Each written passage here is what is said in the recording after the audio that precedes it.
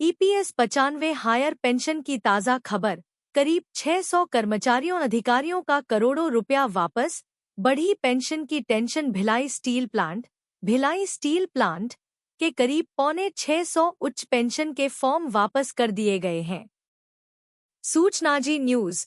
भिलाई कर्मचारी भविष्य निधि संगठन एम्प्लॉयज प्रोविडेंट फंड ऑर्गेनाइजेशन ने लोकसभा चुनाव 2024 तक ईपीएस 95 हायर पेंशन को लेकर सारी कवायद पर विराम लगा दिया है।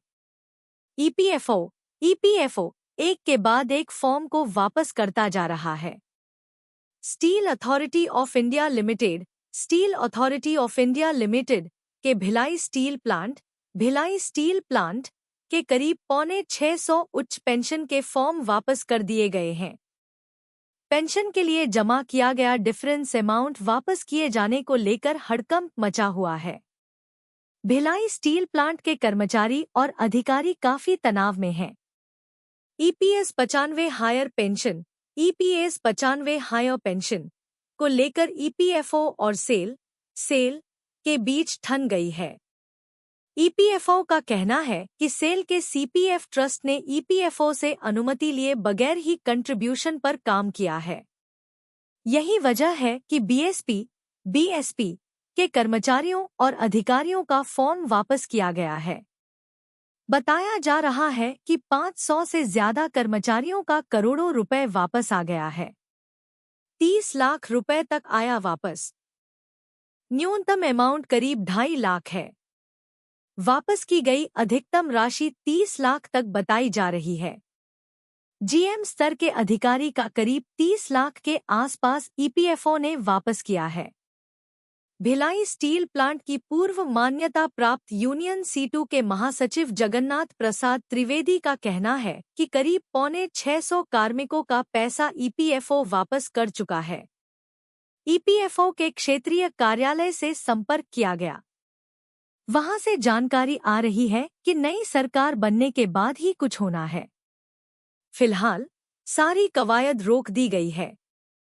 केंद्रीय ईपीएफओ से कुछ गाइडलाइन नहीं है। चुनाव के बाद ही कुछ तय होगा। ईपीएफओ ने एम्प्लॉयर को दिया है 31 मई तक का समय।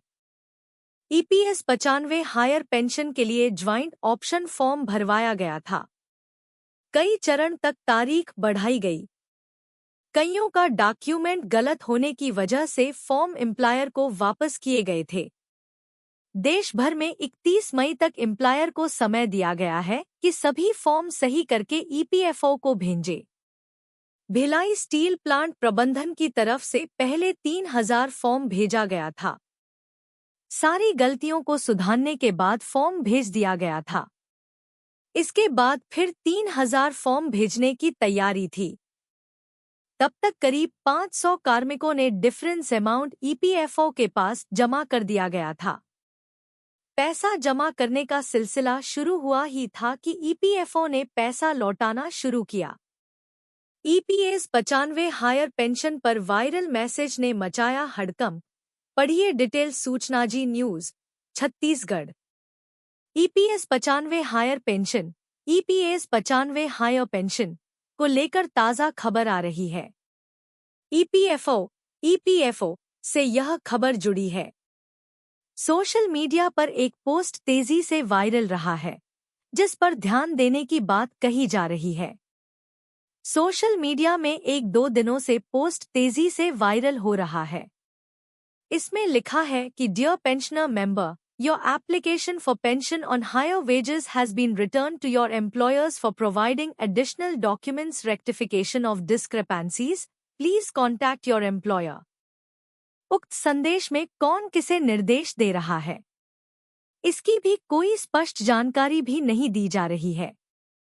हो सकता है कि किसी को ईमेल से या अन्य संचार माध्यमों से निर्देश प्राप्त हुआ हो। यदि ऐसा हुआ भी है तो ये चिंता का विषय है, जिसको सभी को संज्ञान में लेना जरूरी है। और व्यक्तिगत रूप से क्या किया जा सकता है, इस पर भी सोचना होगा। जॉइंट ऑप्शन ऑनलाइन जमा।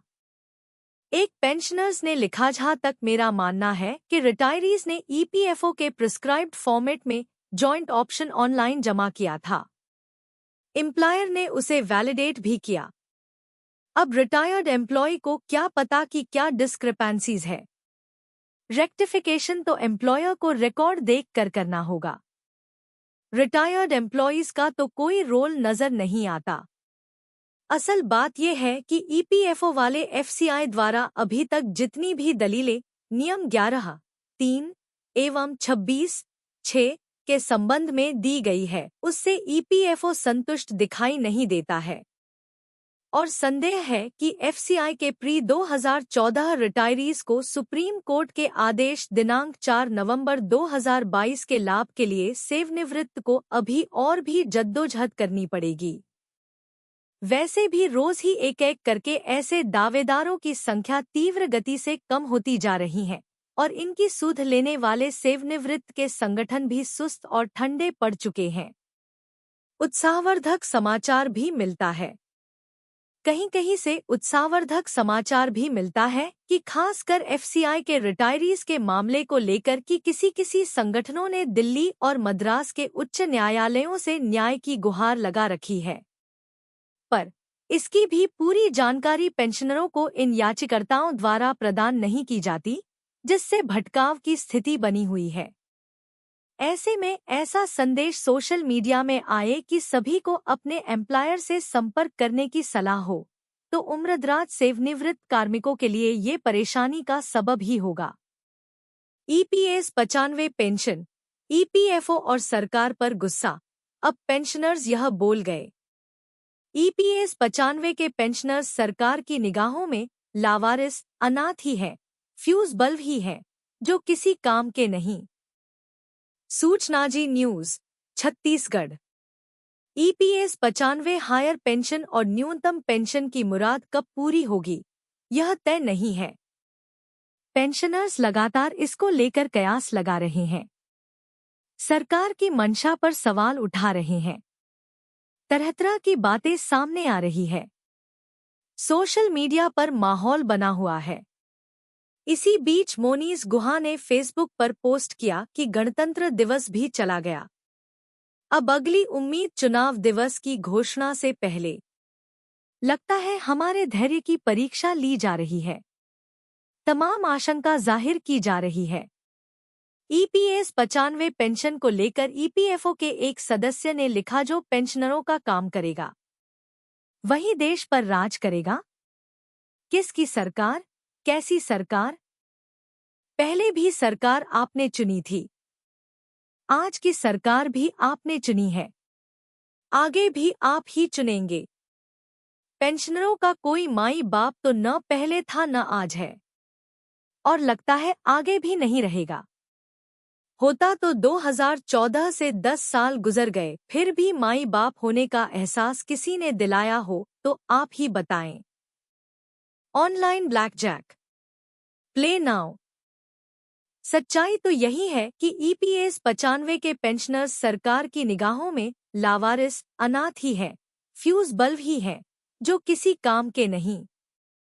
आप किसी को भी वोट दें न दें, आपके वोट आपको अनाथ से नाथ नहीं बना सकते।